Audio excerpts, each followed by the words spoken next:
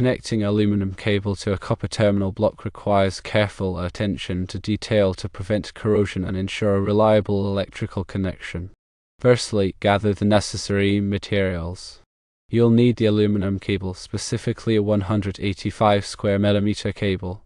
You'll also need the terminal block with PA66 insulation and a tinned copper-plated current bar.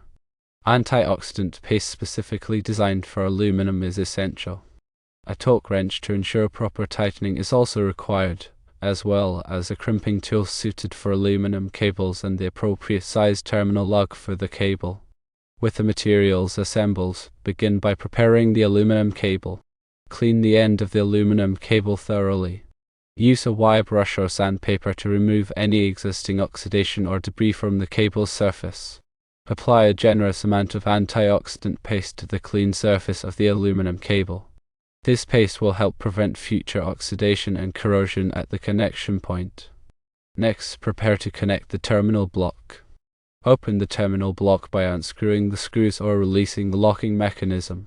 Place the aluminum cable into the terminal block, carefully aligning it with the tinned copper-plated current bar. It is important to ensure that the aluminum cable makes good contact with the current bar. Now, focus on crimping the cable. Use the crimping tool designed for aluminum cables to crimp a terminal lug onto the end of the cable. Ensure that you are using the correct terminal lug size for the cable diameter to guarantee a secure crimp. The crimping process creates a mechanical bond between the cable and the lug, providing a reliable electrical connection. Insert the crimped terminal lug into the open terminal block. Make sure the lug is properly positioned for optimal contact. Tighten the screws of the terminal block to the specified torque value.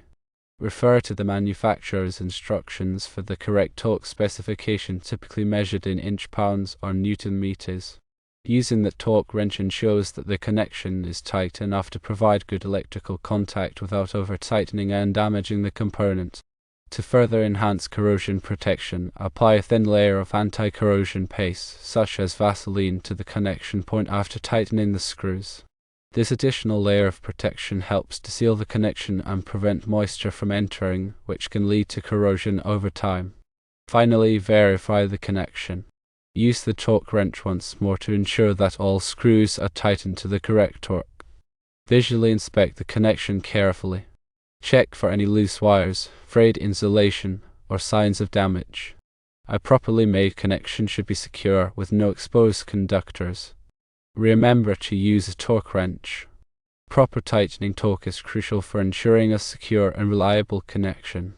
Over-tightening can damage the terminal block or the cable, while under-tightening can lead to a loose connection and potential electrical issues.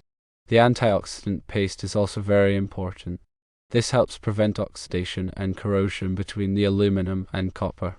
Aluminum and copper are dissimilar metals, and when they come into contact in the presence of moisture, they can corrode due to galvanic corrosion.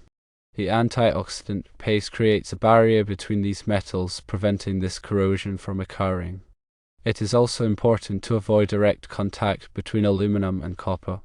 The anti-oxidant paste and terminal lug provide a barrier between the two dissimilar metals. If aluminum and copper are in direct contact, galvanic corrosion can occur more rapidly.